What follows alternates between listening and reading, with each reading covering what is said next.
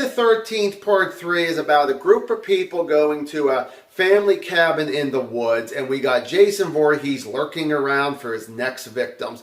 Hey everybody, John Franklin Reviewer, and welcome back to my Friday the 13th updated version. And I figured, hey, let's get ourselves started. And on to the likes.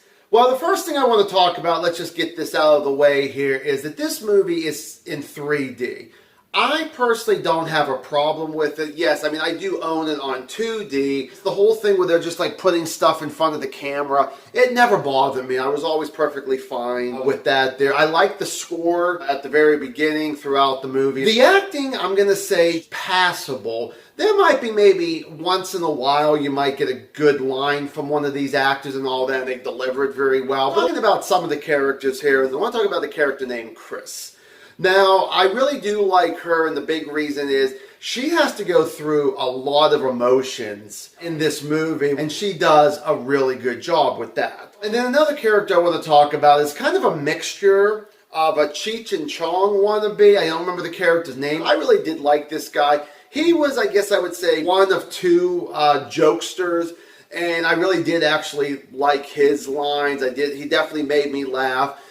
There were other ones that were okay. And actually jumping into the jokes, there wasn't really a whole lot in here, but yeah, they did actually, I'd say most of it really did, land for me. Also, another character I did forget to mention was Jason. Yeah, you don't see him, unfortunately, that much until he does get the hockey mask, if you really want to call that a spoiler. I think Richard Brooker did the best job he could for the script that they gave him. When we get to Act 3 with whoever our final girl is against Jason, it is so suspenseful that I completely believe everything that's on the screen there. And then the final thing I want to talk about for the likes, and a lot of people are kind of up in the air with this, just like the 3D effects, is most of this takes place in a barn. If it isn't in the cabin, it's mostly in this barn. I personally don't have a problem with it. And now on to the dislikes. Now, mostly of this section is going to be characters and then one other thing. The first character I want to talk about is Shelley.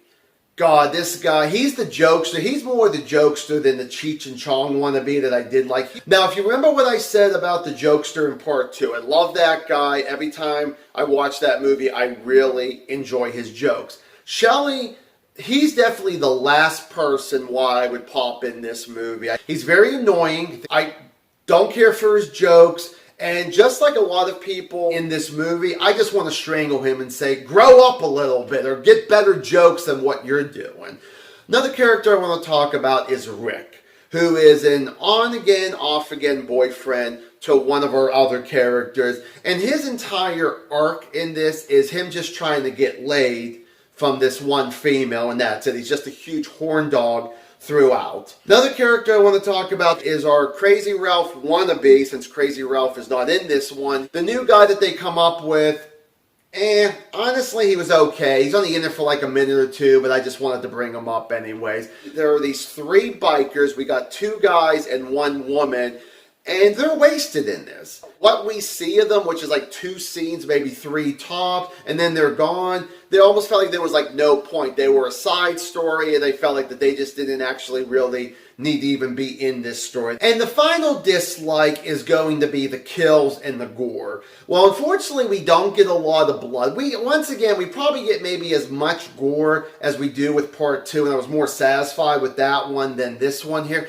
Most of the kills are just very weak. I think Jason could have came up with some more unique kills, or should I say the script could have given Jason some more unique kills than what we got, unfortunately, here. We get like two really good kills, and they're towards the end, and you got to wait like over an hour to even see them. There's even one kill that is a ripoff, and I won't say of which previous Friday the 13th it is there, but I feel like they did it better in the previous one than in this one here. If you're going to rip something off, make it better than what the other one was, and they didn't do a good job with that there. So, Friday the 13th Part 3, I'm going to go 2.5 out of 4 stars. So, have you seen Friday the 13th Part 3? What is your opinion? Do you like it, not like it? Give me a comment down below. So, thank you guys so much for watching this video. See you guys in the next one. Bye.